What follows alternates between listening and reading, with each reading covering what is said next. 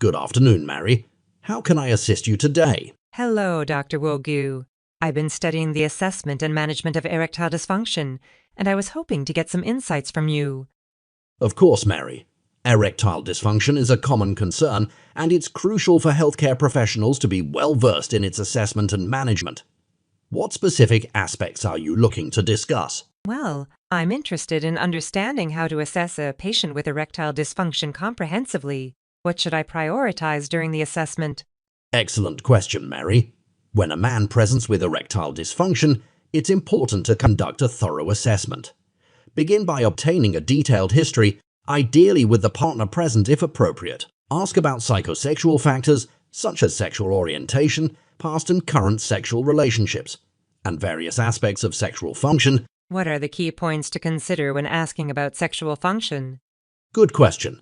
Inquire about the onset and duration of erectile problems, the quality of erections concerning morning, spontaneous, self-stimulated, and partner-related activities.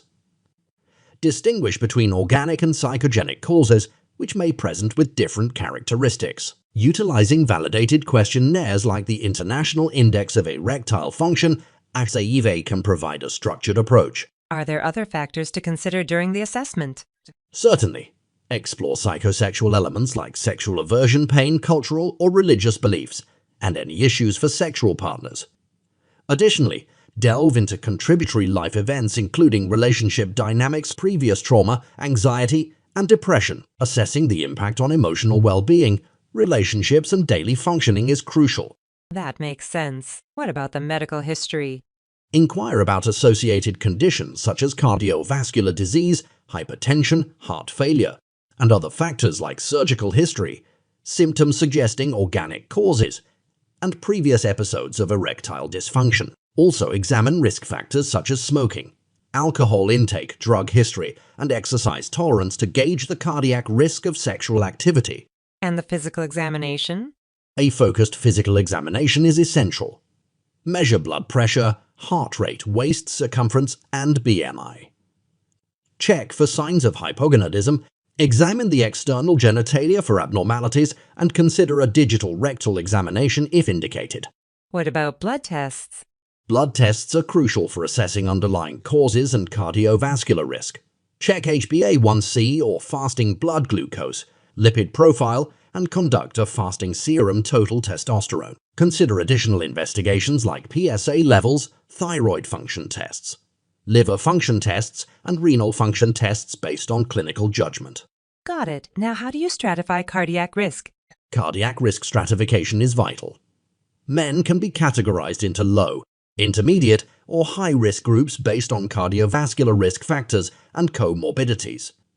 Factors such as angina, heart failure, and hypertension influence this stratification. When do you decide to refer a man with erectile dysfunction? If there's evidence of priapism, or if the patient is young with a lifelong history of erectile difficulty, a urology specialist referral is warranted.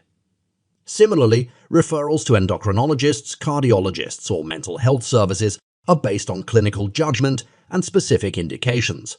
That's a comprehensive overview of assessment. What about management? Management in primary care involves lifestyle advice, optimizing reversible risk factors, and addressing associated conditions. Prescribing phosphodiesterase 5-paviaprate, inhibitors like sildenafil, tadalafil, or avanafil is an option. Follow-up is essential to assess efficacy, tolerability, and patient satisfaction. How do you handle follow-ups? If initial treatment is effective, reinforce lifestyle modifications and arrange reviews as needed. If treatment is ineffective, reassess for underlying causes and risk factors. For those using PDE5 inhibitors, ensure correct usage and consider dose adjustments. Referral to a urology specialist is an option if needed. Thank you, Dr. Nwogu. This has been incredibly informative. You're welcome, Mary. Erectile dysfunction management requires a holistic approach. If you have more questions or need further clarification, feel free to ask.